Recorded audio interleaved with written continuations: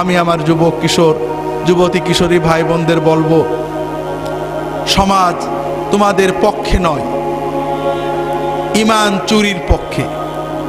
পিতামাতা তোমাদের ছেড়ে দিয়েছেন, তবে অন্তত নিজেদের ভবিষ্যতের দিকে তাকিয়ে, দুনিয়ার ভবিষ্যৎ আখিরাতের ভবিষ্যতের দিকে তাকিয়ে নিজেরা সাবধান হও।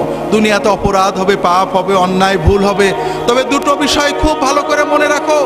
নামাজটা কখনো ছেড়ো না। নামাজ, যদি সিনেমা হলে থাকো বেরিয়ে এসে নামাজ পড়বে, যদি খেলার মাঠে থাকো ওয়াক্ত মতো নামাজ পড়বে। নামাজটা কখনোই ছাড়বে না, যত কিছুই হোক সময় মতো নামাজ পড়বে।